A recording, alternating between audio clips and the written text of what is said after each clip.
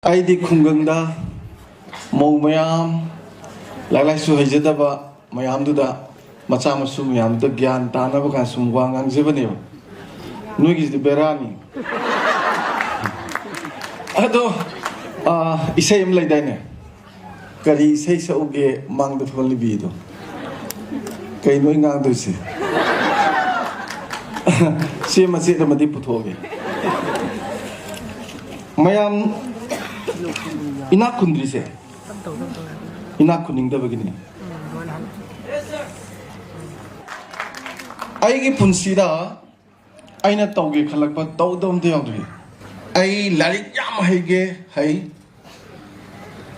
ai phd phangi ai dek pamjaba masi nupi ji lawge adum lawi isa nupa amga nupi amga poke khali pui asing mene haje adai university was awai ge woi ai United Nations the wang ange na khali amuktang mangara ngangi that is 5 times adagi di ai ge atheng ma penjin chala matung se lila yawge khali ai ge lila myam ni phawri myam se Puran Bidung CB Professor Suti Loidri Mantri Macha these are all wonderful plays sumdra hojila moin khali se chingtam manipur je pak na angang myam si loi na mak si phal lage sine masina aigi aroibdi maram de ai 70 hele sahi umra hele yam nungai ngasai dagi sum tajaba da ko myam ina khuning bro khuning da mane khuning em tai de tom da hai de yo siksu abina kuning kulloyi ai wari yam nungai bam lige arab da tasing thoki bani ko se arab ke ina wari pai ado ina inklak padai da pa wari yam nungai ba pakang masam lei dam nang ba mama ga mapa ga kunang ngamni ko moi di nu mi chara bu men tab sante ada man hai ko ai di yam sati na khuni mahine imai pa nang na polak pa ai ai di sati na ina khula sigini imai pa lai ai ta na polak pa ai ai di lai sati na hira pokani ga na adu mangang le dana duni ma hais noini nang jabawa ni ai di sati na ina khuni sine ana sai mama pa li du nang ai te khuni nang lak na do pra ni moi di somda tandu nung mungkin anjir sangat potet dan kau. Ada hek ngang mungkin tinggi. Hai ngai ini nak kalau kata ye mune kaya apa? Kuning nang isum tahu. Yes, that is the dream of him. Ma ina kungge nak kan besi soleh lete. Mayang sukun kan dia. As kamai tahu nung aku ni ina kungge di kan dia. Asing mana hai je? Ada agang sini pakang bahag pe dah dah. Sahi kunhik suruh padai do mau pada habet ye ga ngasi dagi ai inak khul nana bachat pa hore zaki ne angang jina pawm dai kari paw no da leibak tu gi ning thau gi macha nu pi Rajkumari se hokdong mana yam pamjaba ma mangta sana gi chenga siwa ama hek nalaga nungti gi kaithen da thole e sagon gari tong ga dai ba nam kue mata apa masih ni mata ke tulis kamai na mana target tu kita bora uci ni angkat uci ni dah ni kita betul madum phare mana ko aduga Rajkumari jenis soal rai tunggu lak mang zaman sempurna setpene ba hotong na bora uci pa masih mai ni dah ba ai mana ada kot po tu betul Rajkumari ni yang pada uci masa tu puru iba man khame nang usi masa do ai hodong ni am pa me laser ge sini sikim yok ban para te ko putroi sempo ko yok tan te Rajkumari du nang ngai ne ba nang gi usi masa do ai lojer ge pesa kya piu ge sini ara ma ni pesa soi phangani kang muni na lebak sigi ning tho gi masa no pi mazai be na uchi ji lobi ge de kari pesa lojer ne ge lobi sini pesa phangni khangi ni pesa du piu ga di pium dab su ai ko magi sincerity innocent we badu da penjadana sanagi pisa macham pirameba moi di gold coin sum chana badu sanai masa pisa macham pirame paisale ina khula de ni ko mai nang khun da so lep lep te ma khali ji adagi di ma khale si pisa ji ke do si gen matam da lomi mayam ji lo kumba karakpa yam chali de na ko adamana moi mayam ji da mu masai buchi yo lage na mana ukong pachaba kogi mana pungba ugi makha da napi pachana hubudo au da ising ji mana phasana yoga chaw kharung ji da chini gur mayam leire ba ji kiduna aduga thitlaga sarbu chema gane mi la ko jinje glass on dal patra trai sabdi yo le tai o kham na mayam ji ko man dil patra ga sunati wa ra ga ha ga leini dana adamai thama makhai mu yon mu da pisa phanam phangyo adagidi mana mukhale ko sidagi mukhamai to sige wari matare mu man hotel ding na ba kreng ana geda ningthou je noma hangsit kum basida mogi cities the source lakni ne madu bau tai ko leidi mana kedore sai paisa ji mana saving to jari ba sai gi nuti gi yon bai mayam do adu pulap puraga city ji da akta yon ba sajik mayam ji doi loksale manu whole sajik mayam se adu mayum na paisa le thamay nonga hayeng ningthau lakani ngasi gumda senapati ji na sajik si thi sajik phangde sakon sajik ha di thaw gumani dana koi prime minister gumma cm gumma langda de gari myam lakpadi petrol han gumni dana ko adai di sajik amo phangda ji mana ma ji ma pham ta tai ma tha sa dana oh ai pham da badina te angang won be ai sinima khalis apakatana madi senara laimne ningtogi phamnai ma soidana lakani sajik thira ne se ama ure ma wajab do ma nungai re wa ye pisa phangdoi ni madi ko pakatana ga to humang kang bu ne ma pisa sime kala ka doi ma tapna changjal laga kari gi no wa bi se sajik thiba ma li sini hoi sajik thi ni smai to ai he ningtau na ngang wolen betare hayeng ningtau lakani ar ga sajik mulai je sine ba ai bisa ke ke do wa ri no sine ngam ga sini hek ta darkar le bang loi bisa ke sini thaje de nang sida sajik musu le tena sine ai yum de loi le sine lo yeng si la ma sa ko wa ke to ma chale hoi ta har ga mantri ka to ma chagum jani mayum da haina sajik se pai le mi kona badi helan le mani payment gidana sukti tidana without any counting money magi participate ga chom chaw ning tho gi manai gi no se khoi singau gi chala pi ne sajik pi re singau to pa hore ahan made hi ma le hi du dagi jahaz manga le gi ba khoi dagi na ku mani pa mo gi to se yaw se dream mai na kun gi kan dro adunu kulli ni gaino ina kunge khan baduna ina kulai ni ina kunge asam bab lai gidro kai doro kunge dage kana ga tanagani kari tawni you have to think more and more strategic planning kai no what is the strategic plan no me chundra lep tan khala ga ni nang khangdraga engon dang bu jai na mingon dang musu yaina because they are the expert suon yo hangdana ina kuningi le ga di adu di khoi gi nungdang tum da mangum mane ba akhoi nang sai ngang na ri dream ji da du na te ba it should be realized and it should be reality and it should be put into practice at all achum mane hai je adu nang sa ai gi mam dai loi phange na chubang henjin mam yaw ri ai gi aina phangge khangida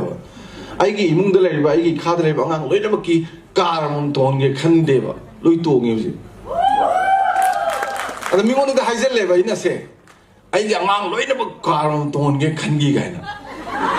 simdang di ai ju soirubni ko henjen bai do now hojik sida mana magi dream du laiba do kaidoraga phagadage paisa tanba yakadage khanbada natro mana mazai be mna konung de smaina konung de ki sourda la e tar ja chumdro adugi information do phangakanda mana strategy ma yalaktra without any money sagi mouse to koi bora uchi do pharaisi information lepte into lakani code kani ada tawni adu tawni information is very important information na access to the dinang kamai do dun mo wigera anga wigera talap ka khaini ga si manipur je pongoi loiram ne ba mayam China ki Jack Ma ma bari tar mani ne Jack Ma se enak kun bada prithvi da hojik se number 1 taram badagi Amazon na set khibai wani ado yam henna banate sikim yodra tholai ni aduga maju samane maju chamana business ni torse mayam tabi ngane dum magi business ko tai ko Alibaba ye mayam amte yang biu Bill Gates yang kira Alibaba kan akhoi kan yang kira se Buffett yang kira Jack Ma yang kira amte yang biu enak kun mayam se loina buka paisa amta baik ta bang atni adu bu dream do aduna swai jida ina hiding bam leko mayam da akhoi gi Gautam Buddha ga nongma magi satra mayam ga sum chamina ba desert se da kom ji yang wa at so many picture there no kom ngata ra satra mana nge ba guru kare gi no kom so yam le se kom je matang tau ba hai tai Buddha no factor hai desert saladi kom tori sing bhagdra kom chwai tawra taruga racing ga mai ga tai thai dana awda ama to waiting phangdaba ama to waiting phangdaba aduna kom yam grene Buddha na hai bana ne ahad ma to bodo phajana lu na tor ma di sing soi phangne aduna aina khanjabada hojik se mayam na khangbi ga da se today is the era of AIR artificial intelligence revolution another is IoT internet of things ko hojik smart house smart hotel smart city ga to no se ai di pakhang ni sabu nu bi thi ga kadra mayum palo idra pakhalini domestic robot si mi ya male ko hojik thoi jing se synthetic akoi ga chamma nei mai mit chimba nung ban sam nung bazar gan aina pam je bam photo pi dum sa lam yai program zum sang ha pa lo re sa thong ba wai sit pa mi ok pa ga ha adu ga na program du ya mingi pisa am doi ni ko program du mago to lo hap sala mani no ala pisa thi re por poda Rama come on chasila yes sir car mning to ngani hojik ti resistance mo de flexibility mo re ba mi ga chamma ne ko car ga thong to dum tong kani chalo lo dum lol kani wai sido dum sikani mi la pre ngui yeng ni mai balak dum mal dum ni mai domestic robot lainer ga par ta na ba there are 4,000 MNC that is working in India multinational corporation 4,000 is the work to say se sarkar ki nate but they have given very good numbers of employment but the problem is paisa du de drain out to do ni bright way ki de khoi de lai do ni best way ki de khoi de lai do ni chumdra there are 1,757 professional course in India adu loi tam mini lai but forensic professional course tam lo ra thabak to gi hai kanda you have to give not less than 20 lakhs nonsense now this is nonsense as akoi je budu atani we are all budus lakh tara pi bagi sendoi do lupa ko lising uthang thro tham da 3% is the lowest manipur dai ngok sin mi le do ma de that is proper man in proper place chana bam phon do ni ke no ha mi jagoi ga lang da khon to nang Hare Krishna to ya puti mi Hare Krishna ga to ya ja de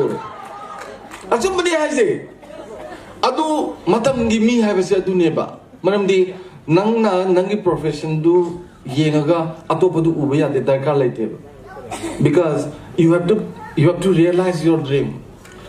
I get dream to realize to no bona bada nakan da kai da ngang ba jan na ai kem kan de maram di ai gi goal do aduna he na maru e ba rather than others chumdra ala sumaina determination leibase akoi gi mi sing dem wat le ba akoi gi na sing the commitment leite aduna aina taseng na haijani se tawbu toge phangbu khang be har dina ai phangoi da leite en khanjai amayam na adugi commitment do leibiyo buko ai si phajana karbar torge bu khanbi rasu any thaba ma to bi ge khanbi rasu ko nungti gi khoi nupi myam phambi ri sida ko nungti gi lai krom made sing he putok pidro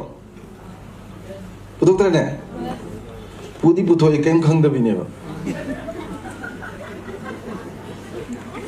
puthoi ba sing du dagi nang na if you learn a very good lesson from that water manipur gi yum pharoi do mu yaw de sing di du puthok ba khang di khang da ba ai am tang tak saram ge ising se mazu leite mahau leite manam leite mayam gi thabak taw badane pong bi gano ba ego le bi gano ba ko akoi di paisa ke tang paikhala di ego jinang te ba manak sang ya de ne ching ni ne sei sak ba khara no ba phagalak pa prek prek cinema nam ba khara phagalak pa prek prek ego ai I ga moina khundrise ego kwadi to mi do magi atma je tumma le khangde ba atman hawala kan de ego tum do me aduna khoi we are working with soul we should walk at soul with soul you know aduni ego tum gi ne ba atma do to kan de thamoi loi na bak se pha ne ba because thamoi ga web se to na na ga jani am tin na ga jani ko ai na te da nung si jaba nu pi do thamoi shek na ai mun de laptop khaba amuk tang yeng adi nuai na khamadi yeng ni keno ado nang na nangi wari sabat sa pamimi am do ego kara caption ha apaw kara sa jan to de cry thamoi so lon da mi ado kaman kar mo kanda yam chammo ba please be simple chumdra aduna ising je water is smellless colorless and kaiwali tasteless ado marudi kya moi ma se adu ki badik chammi ko marudi kya moi ga da ma se numin mangani ga dang prithvi da phangdra hinga da poram treti adu maina nang je yum da su yam maru yo ba lekai da su maru yo ba lebak da su maru yo ba chamdi chammo ha se nang nungti gi ising du putho kan da ne ising du na imung gi ngang se tambiu hai para se sine ba nupi du na tambi de ba ne ani su da ising se nang na hapning ba jaga ha pe ne ba apak ba do gra atum ba do gra asang ba do gra lo ya ne ba adu mai na ne loi tinara mo tinaba yaw sigi walk si toraga mana tangkhun ni amana maitei marup ni ha amana gaurani ga di yar roi bako loina hapa ya ba dumaina loina bak tin ba ya ga ba yam broad minded oi bako ayam haizage ising se misang mikai su nai de ba pugi da ne ngakra da ne sing khra me pitha uka bi da ne kitang he pitha ngamudra su bi bidak da ba ta de cha mana pitha ka ne magi kwadi tang magun je equity the base to base equality aduna aigi khada mi me amle dine cham mane ying bio ba imungi nangna ahan ore dana se ai je ahan ne bimung do je imong no mong loi le dina cham mane yeng ba sukat khana roi manem bo maku bo apang mana amadang lun to amadang tin to phuna ba wa ne ba cham mane ba equality equity adagi amaga yam nongning bangga phajam phajaba haitare ising je kedo kana mathak se gate namaka chinda ne lois chendra aduna nakhata base adugi matik lu na to you have to understand the problem of your subordinate groups though they are in the strata or below you natra the most important quality of the leadership is he or she has to understand the problem of his subordinate groups I know ado ising je ta weba sengate ba chendei ba Sundra. Aduga, quite a notable of a magunamina. Mother, I'm powerful labor. I'm chatting Sakti labor. Mother, English, my center was a Una Pangera, Nungzona Pangera, take it any, Kai get any, train your email. Other Nangzu Kigan the mere boy can over. Fight up what we have to fight. Huh? We have Pussy struggle Nicano, struggle to regain Pagalactu Nicano. Other idea Kigan was young in a deva. Yam by Yam Kigan ba, self confidence later ba. I think I know the Mingo the Bang the Hang Leva, Market self decision later. Don't change to Godoni. You have to have your personal philosophy. I do talk about personal philosophy not wrong. I do have the ill Buddha that is done by the self-discipline. Self-discipline to effectively tole a pool Nangi self-confidence. Self-confidence like a mean about decision low than your low. She like her bonus, she started chain by it. I want the Panam, the Patava, Hinataba, Nuaitaba, meaning Anaba Tukataba, Jitana Levido, Lloyd Toktoga, Inapamba, Mimo, get 21 days and his son is here. Nangi Nasagi habit them up home to the Numikuma 20 Gatani, Kuma 20 Hengated Nasagi to move them. Take no Galena is in my Tedanova. Elam Tamongan and Ogolo Numikuma 20 Gatagolo, they don't hold her down. Mayam Luina Paviaco.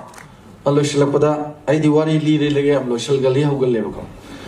I remember the worry Tang lessons again. Young Pujan sings a Mayam Tabak business to Vigati, sincerity, generally view, Toshan please. Transparency review, trust man the number. I'm going to Tazo Mahan by say, business the dear Manzi. Hayang Nemina port loge hack to do. That is because of your image. Sundra. And you saw the one I did the letter. Seem to leave you at the Haganeva. And the image is very important. Sincerity and pain. America, Maggie, MNC, CEO. Quisargum CEO. Masi Aluraba. Marita Tongnaba. The mana, Maggie board of directors, CEO, Makangi and Kanba. I don't know, mana, Mui director, Mui Mapan Tarang Lebasida. Mana Quigi Pot Tanabagi Mahis, late Tanabagi Maruze, was a Pieva Yele. I go high. Sigi lazy. Masia in the Maruvi is a Ta Taruki Matunda, Loy Horanico. Adukanda, no Loiporo, Parings and later. Aduga, I get CEO promotion pig. Yele as office the call, lay Zisar, Hogolapawari, Pajava, Sing Jai, Kopa, the worry, and the salaries. Director Naham of the show who dream. I am the expert Tanadan Hodre, Sing Chiding Hodre, Har Happy, I'm Hodre. We might Lupidu Munimata Tinchai. I had a Tataru Yore. Pukalo had a Pukale Parang, Tame Mayazimukai, the Kotana, Pana, Pazana, Lega Salapaya, the Mapambi Chow, Mong Tanata would do the Mudi Ikai Torga, Maningando, Lepsere, Mind Lupidu Muni, and the CEOs in Sum Chale, promotion the Mon the Pyramid. Carrying the CEOs in Harameva. I in a big Maru, Luinavactor, put to Oga Piu never. I'm at the whole river. Knowing this the Porage Toxin never. Knowing the home of the Gina, hung the Kolaga Maru in the people, Manavakat of Salaga Panama Hon Beneva. The Martina, at the mind of driver. I in a people do Mokto, hold the door, hold in high river. Aduna, quite a gimmi Magudze, quite a tongue of Migi Magunze, sincerity is in him. Thank you very much.